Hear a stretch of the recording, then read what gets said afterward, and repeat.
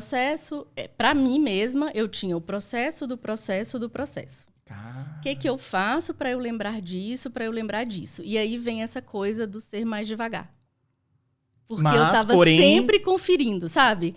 Então, eu criava uma lista para minha outra lista. Uma lista para conferir, tipo, a lista, sabe? É tipo assim, o controle do controle. Eu tinha isso, o controle do controle. Como que eu vou fazer para me controlar? Então, eu tinha uma equipe, eu tinha que gerir. Então, eu criava listas, eu criava checklists. E aí, isso acabava ajudando a organizar as outras pessoas também. Por exemplo, um tipo de checklist que eu usei durante muito tempo para as pessoas que trabalhavam comigo era o que tem que fazer pela manhã, o que tem que fazer à tarde, o que tem que fazer uma vez por semana, o que tem que fazer a cada 15 dias, o que tem que fazer uma vez por mês. Para a área administrativa, isso é muito importante, porque tem atividades ali, né, que são muito específicas. Então, isso me guiava e guiava as pessoas que trabalhavam comigo também. Então, eu estava sempre trabalhando com processo escrito. Então, eu sempre tive procedimento, sempre fiz procedimento para as áreas e com checklist, com algum tipo de controle. E aí, quando eu fazia isso para as pessoas, eu acabava me ajudando na minha gestão também, né? Para gerir essas pessoas. Porque, como eu falei, nesses últimos 12 anos, eu estava sempre gerindo alguma equipe, 4, 5 pessoas, que foi o meu último emprego, né? Quando eu saí para fazer a transição de carreira. Essa última empresa eu passei 12 anos. Uma dúvida aqui, eu acho que o TDAH, ele trabalha muito bem com uma certa pressão, um deadline. Sim. Então, assim, é como se fosse entregar. assim... quando você tem que entregar e a parada é para amanhã, não é para o mês que vem, a gente dá o nosso corre e aquilo ali oxigena a gente vai. Então, eu acho que o fato de você estar sempre dinâmica, às vezes mudando de emprego, às vezes pegando uma função de chefia e você assim, cara...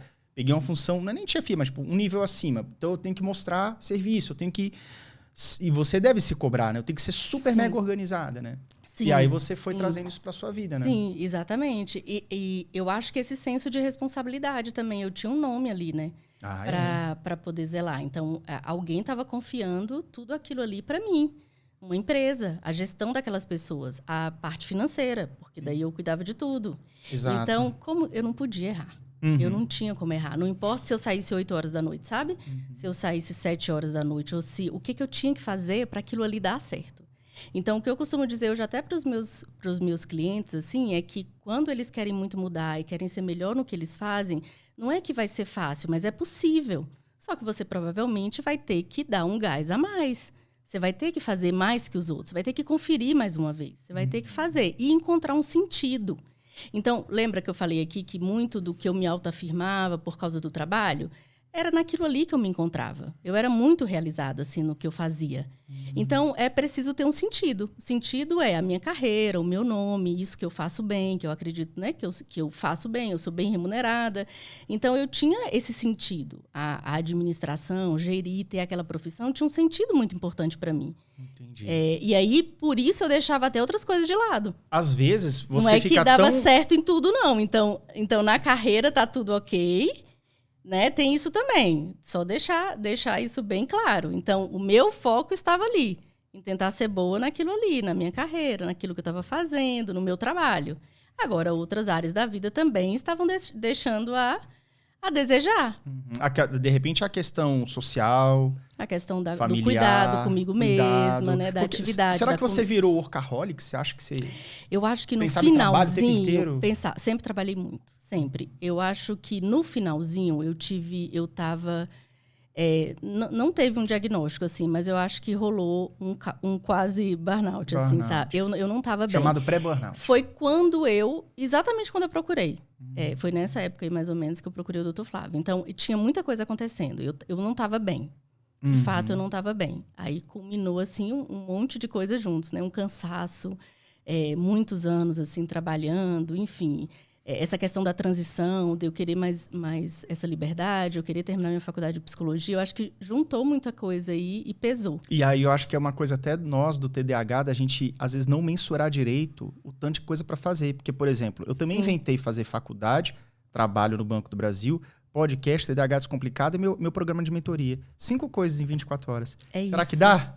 É isso. E ainda tem vida de marido, esposa e tudo. Exatamente. E nessa época você já era casado, quando você teve essa dificuldade? Já. Eu tô casada Já tô casada há bastante tempo. Né? Casei em 2007.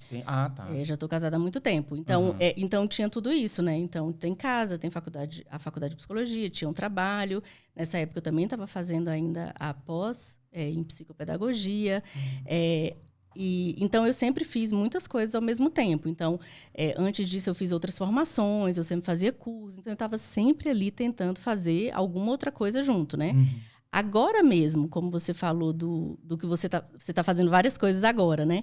Então, muitas vezes, quando eu comecei a trabalhar, para definir que eu trabalhava com estimulação cognitiva, eu faço, enquanto psicopedagoga, então eu faço mentoria para negócio por causa da minha formação em administração de empresa. Então, eu ajudo as pessoas a organizarem o seu negócio, para quem está começando.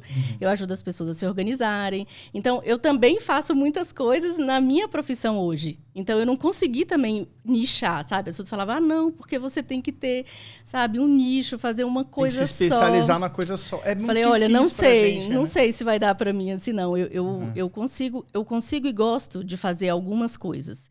E ainda tenho outras ideias, mas eu tô quietinha, né? Para não bugar. Mas eu também faço muitas coisas e vejo que tem lugar para outras coisas. Então, não dá para definir muito bem. Assim, às vezes, esse nicho aí de escolhe uma coisa e você vai fazer só isso. Porque às vezes é você escolhendo várias coisas, que uma delas você... Caraca, isso aqui... Se você ficar só em uma coisa, e às vezes você tá numa coisa chata, você não consegue explorar todas as suas possibilidades. Eu acho que algumas habilidades, né? Eu acho que a gente tem essa coisa do TDAH, dessa curiosidade, de você acabar desenvolvendo outras habilidades. Eu acho que sempre acontece. Outros hobbies, outras profissões, exatamente. Né? O fato da gente estar sempre querendo aprofundar muito em alguma coisa, não sei se já acontecia com você, né? Então, eu resolvi ler sobre algo. E aí, eu lia absolutamente tudo sobre aquilo ali. Mergulhou absurdamente. E aí, mudava o interesse. Então, eu ia para outro ponto. Então, a gente estava sempre mudando ali o foco e entendendo um pouquinho de cada coisa.